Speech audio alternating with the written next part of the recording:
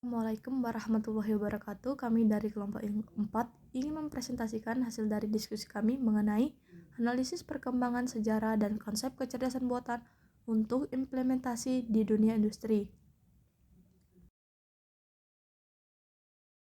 Adapun anggota dari kelompok 4, yang pertama M. Hoirul Kamdani dengan NPM 37, kedua Fatur Rahman Rafiki dengan NPM 41, dan Satria Rahman Oktamir NPM 49, dan saya sendiri Fani Berdan Agustin NPM 67, dan Ramayuda Karinda dengan NPM 71.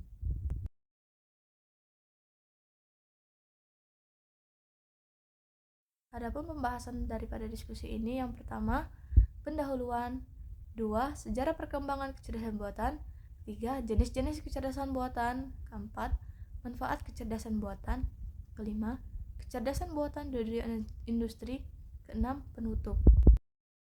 Pendahuluan, latar belakang. Kecerdasan buatan atau artificial intelligence merupakan salah satu bagian dari ilmu komputer yang mempelajari bagaimana membuat mesin komputer dapat melakukan pekerjaan seperti dan sebaik yang dilakukan oleh manusia, bahkan bisa lebih baik daripada yang dilakukan manusia. Pentingnya, kecerdasan buatan menjadi nyata bagi negara-negara yang berperan sejak tahun 1970. Para pemimpin yang mengakui potensialnya kecerdasan buatan mengharap mendapat persetujuan jangka panjang untuk sumber-sumber yang memerlukan dunia intensif. Jepang adalah yang pertama kali melakukan itu. Negara ini mengembangkan program yang sangat berambisi dalam penelitian kecerdasan buatan. Sebagai bidang ilmu pengetahuan komputer, kecerdasan buatan sebenarnya sudah dimulai diselidiki pada tahun 1930-an dan 1940-an. Kehadiran kecerdasan buatan dengan berbagai inovasi yang semakin canggih dan kreatif memberikan dampak yang sangat signifikan dalam setiap inti kehidupan manusia. Kecerdasan buatan mampu menjawab kebutuhan saat ini.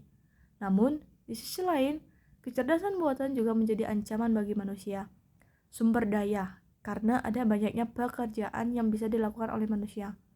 Tetapi, dengan berbagai kecanggihan di bidang kecerdasan buatan, pekerjaan manusia perlahan-lahan tergantikan. Adapun rumusan masalah. Pertama, mengetahui perkembangan kecerdasan buatan. Kedua, mengetahui jenis-jenis kecerdasan buatan. Ketiga, mengetahui bagaimana dampak perkembangan kecerdasan buatan.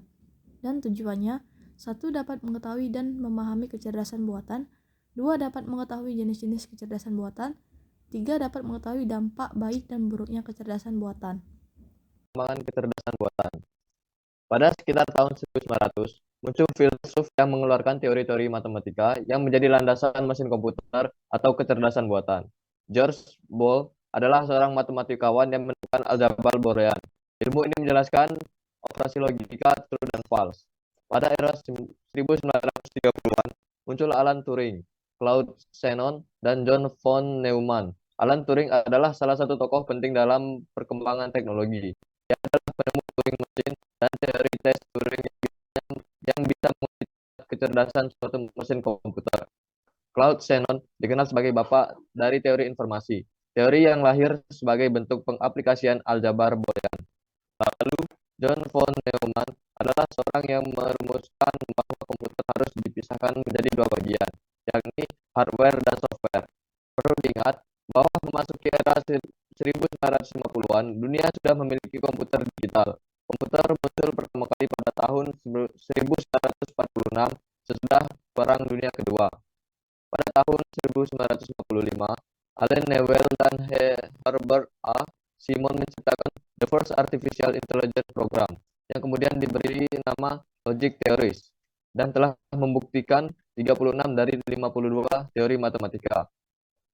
Tahun 1966, kata artificial intelligence pertama kali ditemukan oleh ilmuwan komputer Amerika John McCarthy di konferensi Dartmouth. Untuk pertama kalinya, AI dihitung sebagai salah satu bidang akademis. Pada waktu itu, telah ditemukan bahasa pemrograman komputer tingkat tinggi seperti Fortran, LISP, atau COBOL. Tahun 1966, Joseph Weisbaum menciptakan chatbot pertama yang dijuluki Eliza. Tahun 1972, robot humanoid pertama dibuat di Jepang dan diberi nama Wabot 1. Tahun 1974 sampai 1980 merupakan fase Winter AI pertama, di mana para ilmuwan komputer menghadapi krisis dana dari pemerintahan untuk melakukan penelitian. Tahun 1980, AI kembali dengan expert system yang diprogram untuk meniru kemampuan manusia mengambil keputusan layaknya seorang ahli. Tahun 1987 sampai 1993 merupakan fase Winter AI yang kedua. Tahun 1997, IBM Deep Blue mengalahkan juara catur dunia, Garry Kasparov, dan menjadi komputer pertama yang mengalahkan juara catur dunia.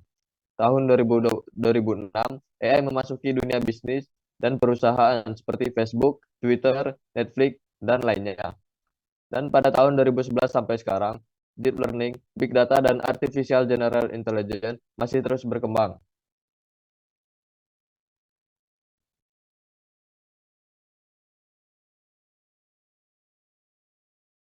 Faktor pendorong perkembangan kecerdasan buatan. 1. Pesatnya perkembangan teknologi perangkat keras. 2. Pengembangan perangkat lunak kecerdasan buatan. 3. Perkembangan khusus komputer pribadi, personal komputer atau PC. 4. Turut andil para investor dalam mendanai penelitian dan pengembangan teknologi kecerdasan buatan. Jenis-jenis kecerdasan buatan. Pertama, Artificial Narrow Intelligence. 2. Artificial General Intelligence. 3. Artificial Super Intelligence. 4. Self-aware. 5. Theory of Mind. 6. Limited Memory. 7. Reactive Machine.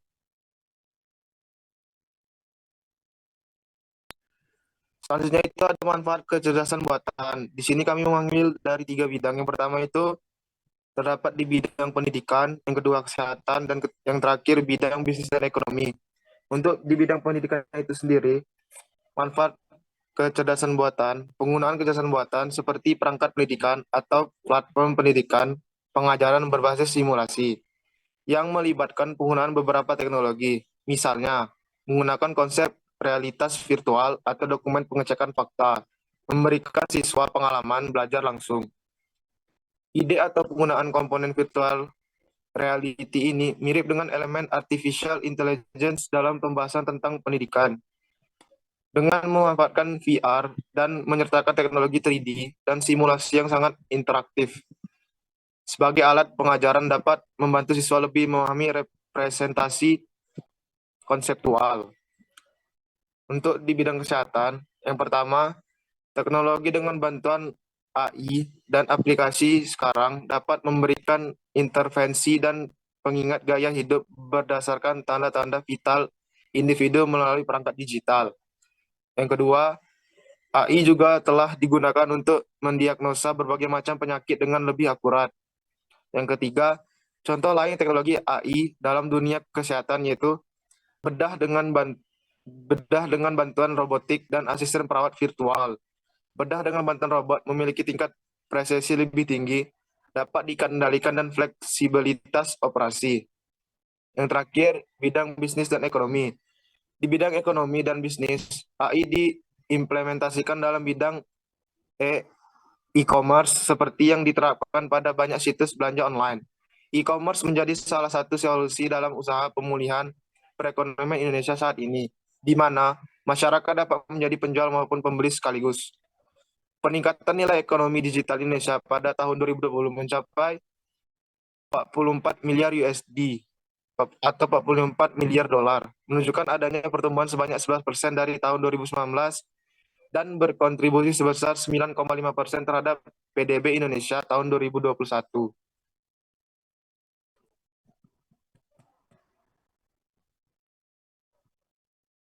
Selanjutnya, kecerdasan buatan di dunia industri.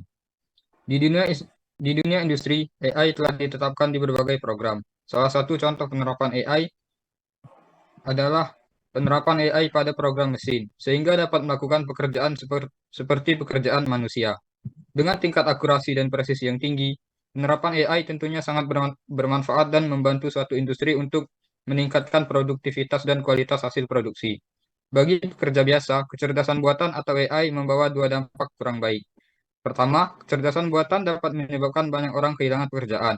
Kedua, AI akan membuat karyawan tidak lagi memiliki privasi di perusahaan.